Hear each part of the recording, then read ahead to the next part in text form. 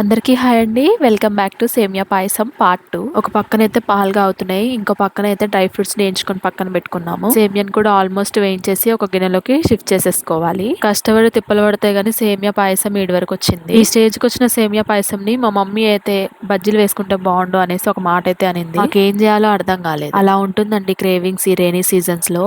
ఒక్క దాని మీద స్ట్రిక్ట్ గా తినాలి అనిపించదు. వేడివేడిగా ఏది దొరికితే అది గొంతులో పోసుకోబుద్ది అవుతుంది. ఇప్పుడైతే మళ్ళీ స్టవ్ వెలిగించి ఒక గిన్నె పెట్టేసి మనం ముందుగా నానబెట్టుకున్న సగ్గు బియ్యాన్ని కూడా వేసేసి ఈ విధంగా మరుగుతున్నప్పుడు మనం వేయించి పెట్టుకున్న సేమియాని కూడా వేసేసుకోవాలి. ఈ విధంగా ఒకసారి కలిపేసుకొని దగ్గర పడుతున్నప్పుడు కొబ్బరి ముక్కల్ని చిన్న చిన్నగా కట్ చేసేసి వేసేసుకోవాలి. 2-3 యాలకుల్ని కచ్చపచ్చగా దంచి వేసేసుకోవాలి. ఇప్పుడు అంతా ఒకసారి మిక్స్ చేసేసుకొని ఒక కప్పు వరకు బెల్లం తురిమేసేసుకోవాలి. బెల్లం మొత్తం కరిగేంత వరకు మీడియం ఫ్లేమ్ లో ఒక 5 మినిట్స్ వరకు కుక్ చేసుకుంటే సరిపోతుంది. ఈ విధంగా దగ్గర పడాలండి. ఇలా మధ్యలో మధ్యలో కలుపుతూ కుక్ చేసుకోవాలన్నమాట.